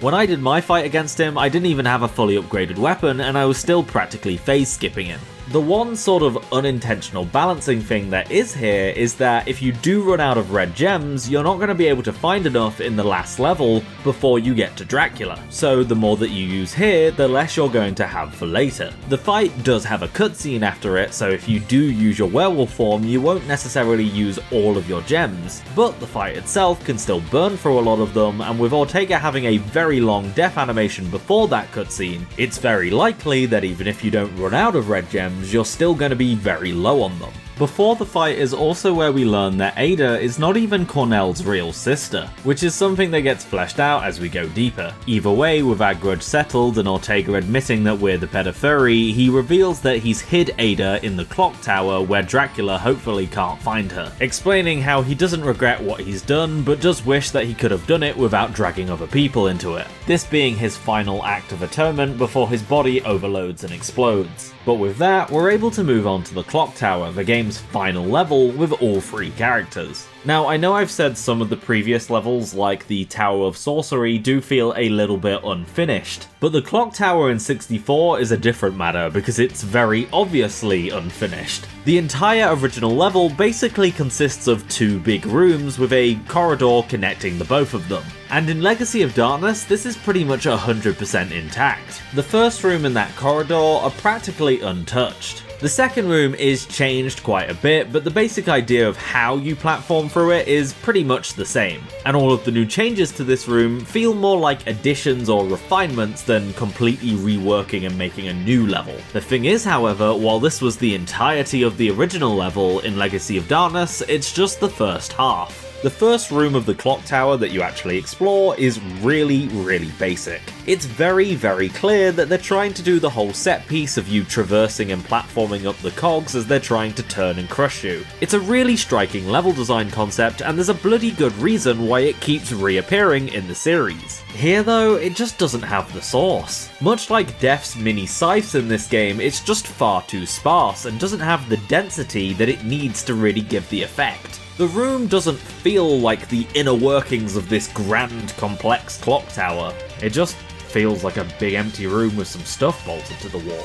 I like what they're trying to do here, I just don't think the N64 can handle the level of detail that would be needed to execute this idea properly. In an ideal world, you'd want something that visually looks like the clock tower levels in Soul Calibur 3, or dare I say it, Castlevania Judgment or Lords of Shadow, and level design wise plays a little bit like the mechanical tower in Prince of Persia Warrior Within. And because of the generation of console we're on, we just can't do that. I do like what they're trying to go with here though. The unique death animation when you get caught between the cogs is surprisingly brutal, but in a oddly satisfying way. Like, good god, I wasn't expecting them to go that hard. And the idea and motions that you'd want from a level like this are here.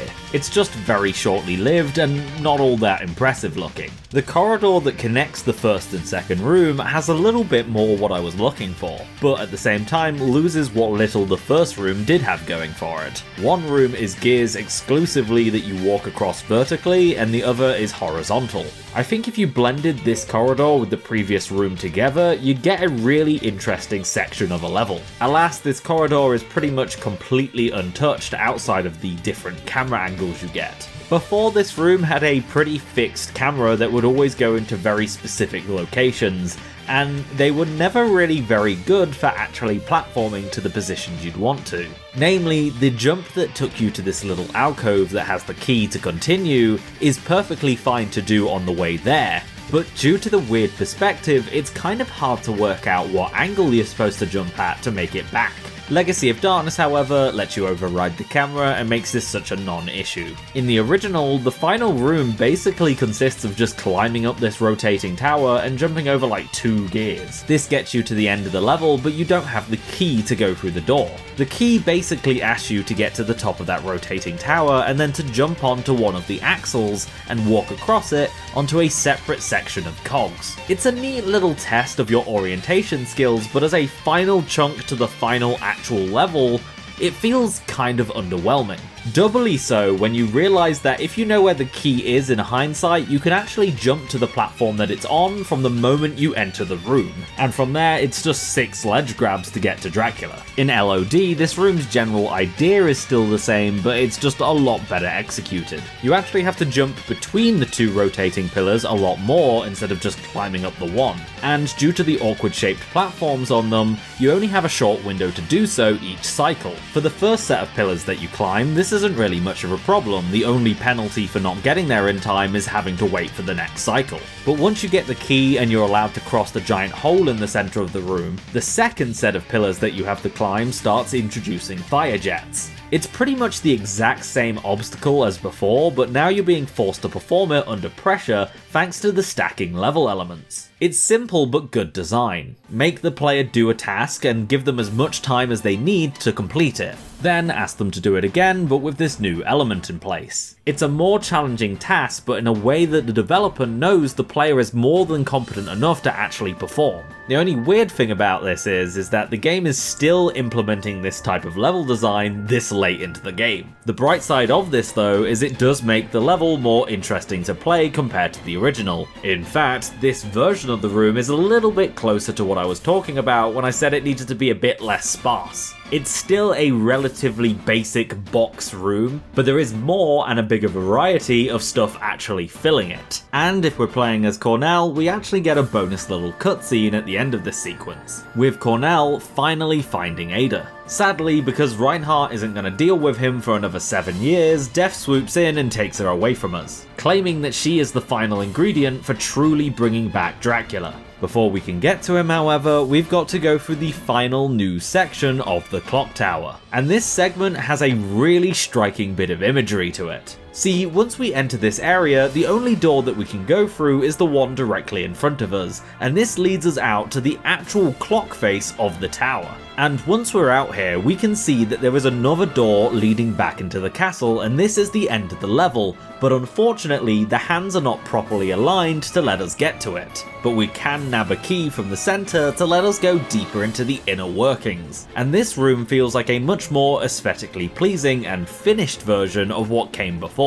If you really pay attention, the gears and the cogs really don't make much sense in how they're actually placed, and as to why there's more fire streams and giant spinning spike sticks in a clock tower is anyone's guess. But in general, this segment of the level is significantly more fleshed out in terms of detail compared to what came before. As for the actual platforming that you do in here, a lot of it is repeating the same concepts, but in a much more, lived in environment. There is finally an excuse to do some proper ledge shimmying, which is not exactly exciting gameplay, but it is something different. Once we leave this room to return to the previous at a much higher point, we do get one final platforming element introduced, and that's these swinging pendulums, as well as a section where you have to safely slide down this ramp. The swinging pendulums are just another example of some moving platforms to jump across. Something I've already mentioned is actually pretty sparsely used in this game, and it's actually a big shame because this section shows off that moving platforms actually have an interesting interaction with how your jump arc works. As I mentioned earlier in the video, your movement and platforming is very momentum based, and these pendulums are the only platforms in the entire game that actually show a significant effect on your jump arc. So if you jump with the correct timing, you end up being launched forward.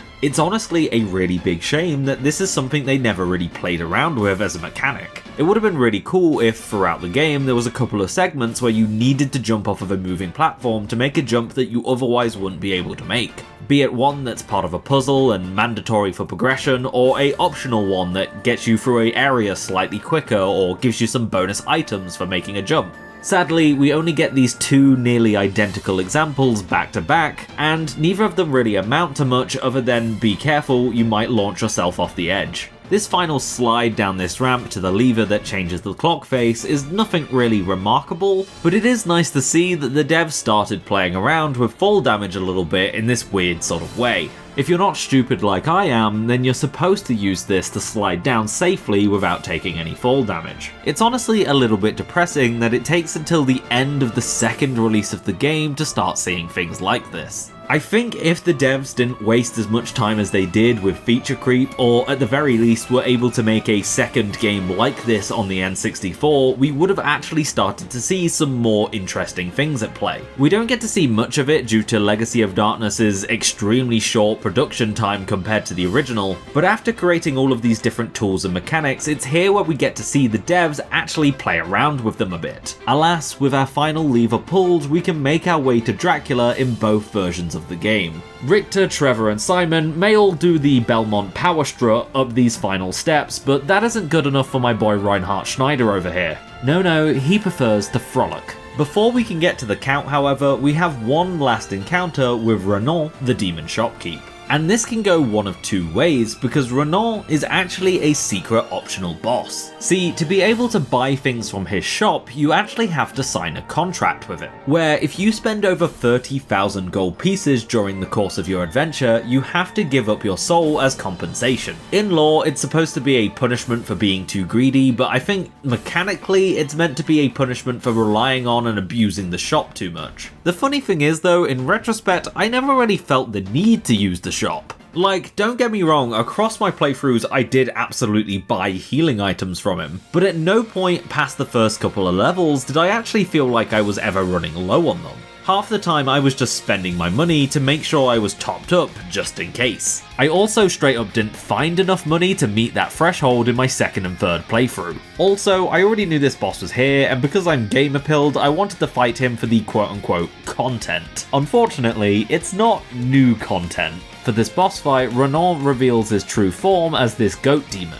but he's just a reskin of the death boss fight with Reinhardt, which I suppose makes him kind of interesting to fight as Cornell or Carey, but it still ends up putting a bit of a dampener on the experience as a whole. I feel like if it was any other boss, they would have been able to get away with it. Like, replacing the sickles with fireballs is not the most obvious of changes, but the moment he starts throwing out the giant fish, it's instantly recognizable what moveset he's copying. Alas, you either beat him and he disappears, or you didn't spend over 30,000 gold and he tells you that he's gonna prepare for World War I, since he knows it's just around the corner and it's gonna be a great business opportunity. But with him gone, we can finally make our way into the throne room and challenge Vlad Tepes. Though if you want, you can actually sneak around the back and get this free weapon power up or medical kit if you're already topped out. Good old Drac will descend from the ceiling doing his best Santa Claus impression, and we'll be able to get to the fight pretty quickly. And this is a pretty good Dracula boss fight. He has all of his staple moves like teleporting around and sending a barrage of free fireballs your way.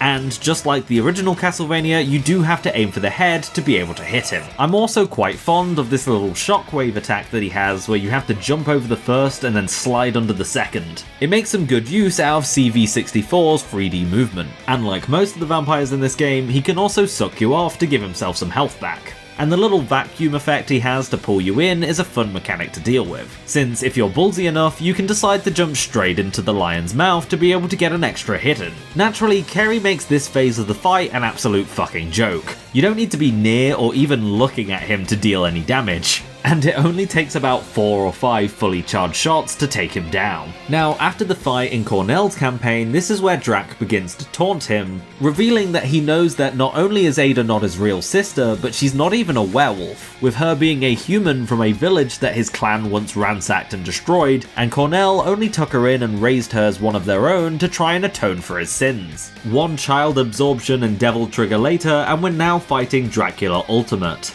Ah shit, it's the Four Kings. This is the last addition to Legacy of Darkness and the final boss to Cornell's campaign, and it's a cinematic as all hell boss fight. Drac will zoom in and out of the background, throwing all sorts of different magic attacks at you. And while you can attack him anytime he's close, if you want to do some real damage, you have to do it anytime he exposes his tummy teeth. That being said, if you're in werewolf form, have a fully upgraded weapon, and manage to sneak in 2 hits in one go, you can absolutely melt him right at the start of the fight. Otherwise, he has quite a few different moves that are pretty hard to dodge. With Chenobog from Fantasia finally being defeated, he starts being dragged back down into hell, but with Ada absorbed, this means she's getting dragged with him. Luckily, Cornell is able to save her, but only by sacrificing his werewolf form to take her place. And with her finally safe, the two of them watch the devil in human form finally go back to where he belongs. And then we get one last scene of Ada and Cornell making their way back home. Cornell worrying and ruminating on what Dracula said to him, and debating on whether or not he should tell Ada the truth, because seemingly she couldn't hear anything from inside that crystal. We bump back into that kid Henry, who we saved from the villa way earlier in the game, and Ada reveals that she already knew that the two of them weren't blood related, but regardless, the two of them are siblings all the same. And the game ends with the 3 of them walking towards a brand new sunrise. Speaking of saved children, however, the boss fight with Dracula in Kerry and Reinhardt's campaign goes a little differently. There is no phase 2 to the Dracula boss fight, he just burns up in a very nice fire effect. We do, however, bump into Malice again, who was seemingly brought up to Dracula's throne room to sacrifice him in a very similar way Ada was. And now with the Dark Lord defeated, we can ride away into the sunset with the child that we saved. That of course would be the case if it weren't for my boy Charlie Vincent, who shows up to jump the kid.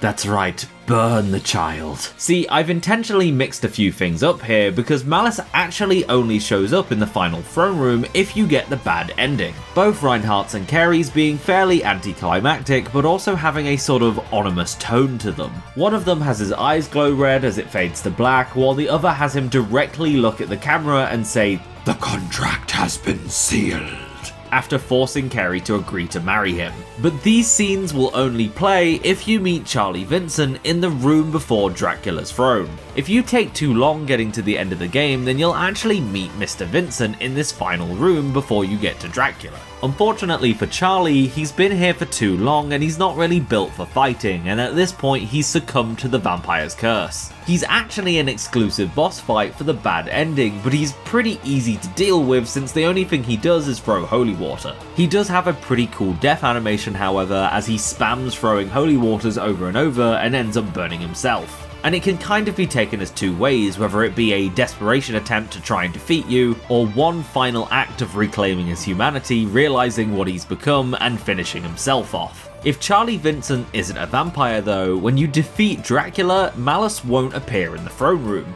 and instead will appear outside on a black Pegasus as you're escaping the collapsing stairway. You then rush up an elevator to a nearby rooftop to confront him, and at this point Kerry and Reinhardt realize that his dark aura is even stinkier than that of Drax, and so Malice reveals his true form as Count Twinkula. What's going on here is Castlevania 64's main narrative hook that's the one interesting thing about this game's story. See, this man and this man, despite sharing the same model and boss fight, are not actually the same person. The Dracula in Cornell's campaign is in fact Dracula, while the Dracula that you see in Kerry and Reinhardt's campaign is actually a different vampire called Gil de Rey. Like Ictrice, he's one of Dracula's lieutenants and is the butler that you fight in Cornell's campaign, and his job in 64 is to pose as Dracula to buy him more time for his power to be fully complete. Dracula's plan in 64 is that he's realised that resurrection is simply not cutting it, since he's come back over and over again and each time a Belmont has put him back down, and being killed so many times is really beginning to show.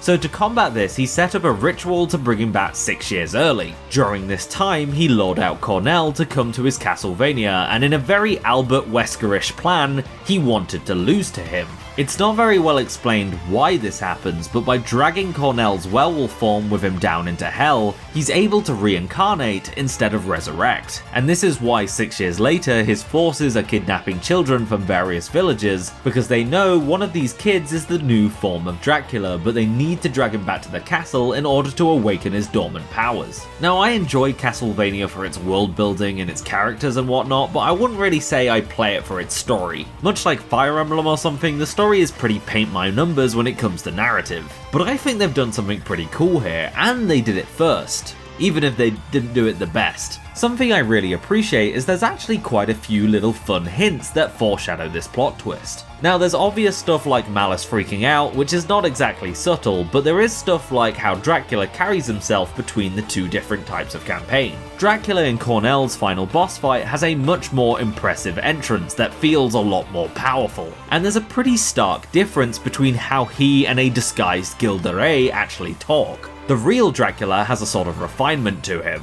Yes, he's evil and menacing, but he's sort of amused by the fact that mortals think that they can dare challenge him. He's actually excited at the prospect that he gets to fight Cornell, and all the while is taunting him because he knows what inner demons eat away at Cornell. You can feel his position of intellectual power. The fake Dracula, however, lacks all of this. The disguised Gilderay is very quick to anger and throws out insults at every opportunity he can. It feels insecure, as if he's trying to fill the shoes of a much better man. He also has some dialogue that says something along the lines of, "You dare challenge the Dark Lord?" which initially comes off as him using the royal we and talking about himself in third person, but once you know what's up, you realise that he's actually just talking about his master. Now, the fight with Bishy Dracula is very similar to the original fight. He teleports all around and shoots fireballs at you in a very similar manner. He even has that same shockwave attack as before. This round, however, any given moment he's vulnerable is significantly shorter, and he'll have multiple dummy teleportation lights so you don't know which one he's going to appear at, which adds a little bit of a guessing game to it all. Of course, if you're playing Kerry, you can still hit him even if he's not on screen. What I really love, however, is when you do shoot a magic bolt at him, it will actually follow him as he tries to teleport away. It won't do any extra damage, but it is funny seeing Kerry's magic chase him down as he tries to escape.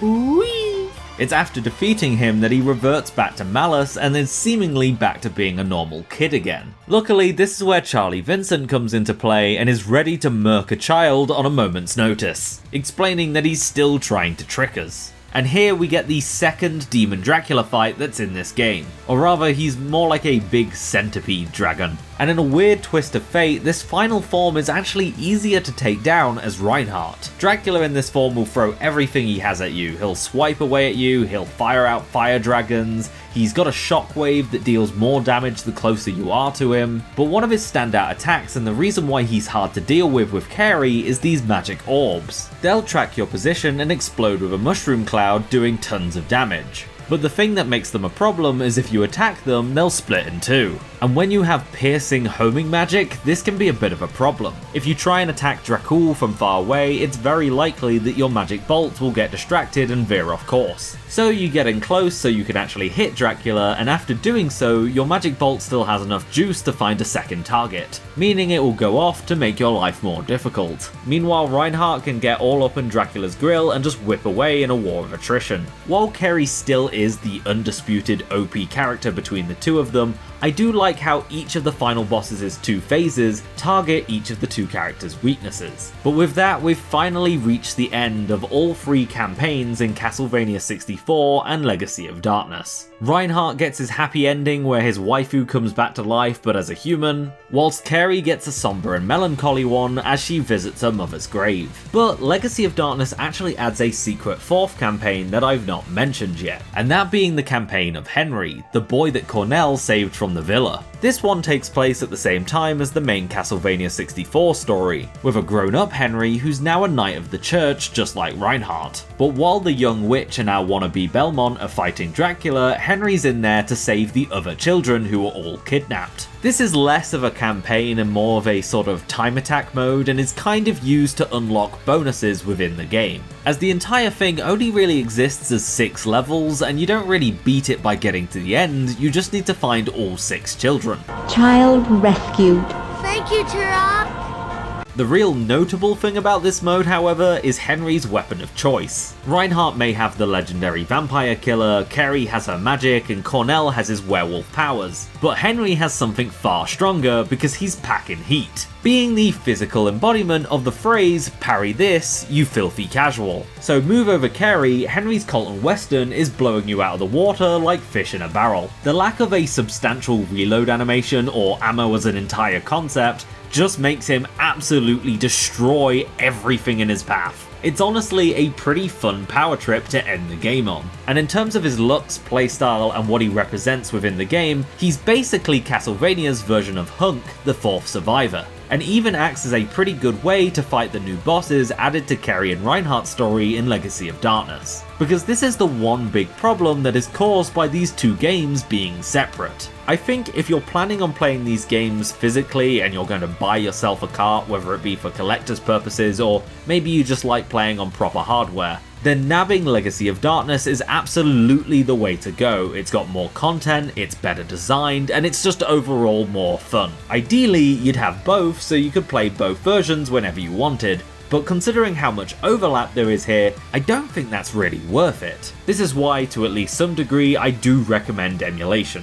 Because while I would recommend Legacy of Darkness over CV64 every time, the extra content actually ends up being a bit of a detriment to itself. To better explain it, here is a table showing you a breakdown of every single level and what would be new content versus old content as you play through each of the playable characters. This can end up looking a little different depending on what order you play things in, but the general gist is here. If you were to play Legacy of Darkness in the order that you'd unlock things in on a normal save file, then your playthroughs would look a little bit like this. Your first playthrough as Cornell would all be brand new stuff, because obviously it's your first playthrough. Your second playthrough would have a remixed villa, 2 brand new levels, and like 5 new boss fights, which would be pretty evenly but thinly spread out across the entire game.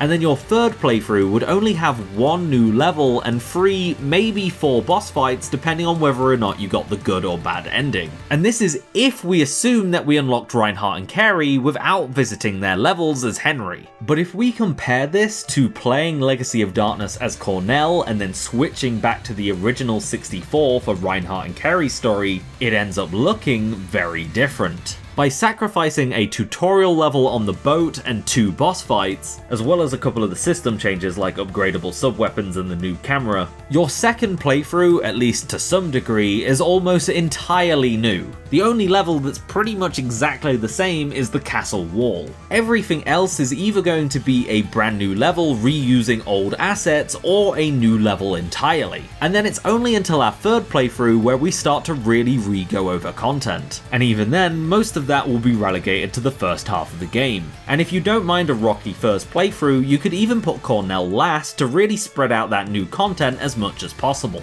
It's awkward and messy, but unfortunately the best way to play this game is across the 2 different versions. I know for the most part I've said Legacy of Darkness is an improvement to CV64 across the board, but personally I'd rather play 2 sets of levels with one of them being slightly worse than playing the slightly better set of levels twice in a row. I think Castlevania 64 would actually be a really good candidate for one of those N64 decompilations or recompilation projects. Ideally, you'd be able to merge the 2 games into a single native PC port. You'd have more options for visual enhancements and stuff, and you'd be able to include things like the exclusive costumes from each version, but I think the real boon to doing something like this is stuff like having twin stick controls for camera movement, or being able to mix and match different elements from both versions. Being able to keep those overall system changes and enhancements from Legacy of Darkness, while still being able to play those original levels. Hell, you could even play around with it and have certain characters play other characters' unique levels, or have stuff like the new visual changes to Reinhardt's whip when it's upgraded,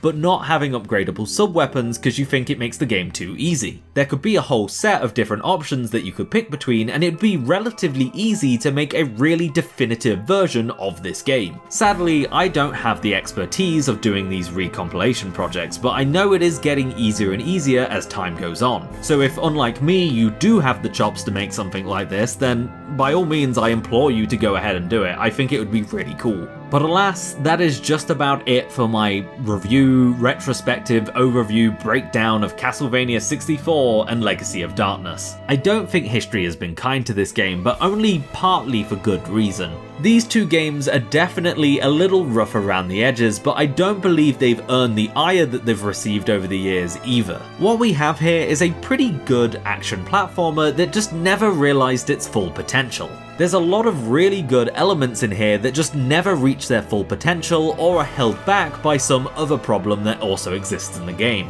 And while I'd 100% agree that it doesn't come anywhere close to touching an all-time classic like Symphony of the Night, but I do think it is the best of the 3D Castlevania games, which I know isn't saying all that much, but I do think we should be comparing it to those instead of its contemporary. Games like Lament of Innocence and Lords of Shadow have every single advantage going for them being on much stronger hardware. But at the end of the day, even though those games do have their own personal strengths, personally, if I had to replay any of them, I'd rather go back to 64. And I'm glad we can now live in an era where we can look back on it and not just parrot what we've heard online. So with that all being said, don't just take my word for it, but keep my words in mind and go play it for yourself. I'm sure you'll have a good time, and you'll also be able to prove that you've got more gamer points than Aaron Hansen.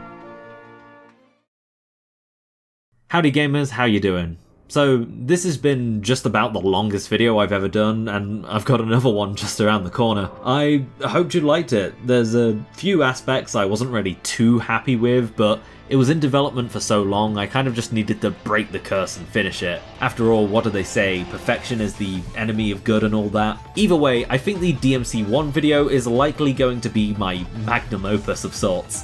But yeah, did you like it? Doing a long video like this has taken quite a bit out of me, if I'm going to be honest, and was a bit of an uphill battle at times, though I think working on two videos like this at the same time is partly to blame. I discovered him pretty late last year, but I've actually taken a bit of inspiration from how Josh Strife Hayes makes his retro reviews, which is partly to blame as to why this video is as long as it is. I felt like over the last year or so, I've started to stagnate a little bit in terms of quality, so I wanted to try something out a little bit different. So please, if you're still watching, I'd love to hear what you thought, what worked, what didn't, etc. Because as much as this has been hard work, I have enjoyed making it, and I can think of another video after the DMC1 one that could benefit from this long style of video format. I definitely don't plan on only making long videos from now on, but I would like to do it every now and then. So yeah, I'd like to get a bit of a consensus from people, because while I did enjoy it, if it's not going to do very well on the channel, then it's probably not worth doing. In other news, I now have a Patreon account. Realistically, I wanted to wait until I hit about 10k subscribers before doing so, since that felt like a nice round number to go with, but thanks to Patreon changing their policy and rates, I was kind of forced to make one now so I get grandfathered into only giving them 8% of my profits instead of 10.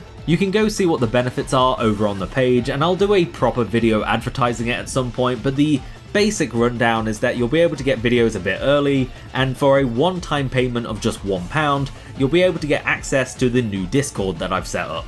Ideally, I would have just had it open to everyone, but this acts as a sort of buffer to filter out bots and trolls and gives me a lot less managing work that would otherwise distract me from just working on the channel, whilst also hopefully making the server just better and nicer overall. Alternatively, if I've done my job right, I should also have a Ko-Fi set up. Ko-Fi takes a smaller cut than Patreon does, so if you just want to support the channel, then that's probably a better place to go. I really love doing this video essay thing, and realistically, if we lived in Star Trek, I'd be able to just do this whenever I wanted. But the money I get from YouTube is practically just some extra pocket money, especially when I don't pump out content like they probably want me to. I know the world's on fire more and more every day and the economy's in shambles, and I'm not begging for money here, but anything that you do want to send my way would be greatly appreciated. But with that all said, thank you for watching. I'll see you next time, gamers.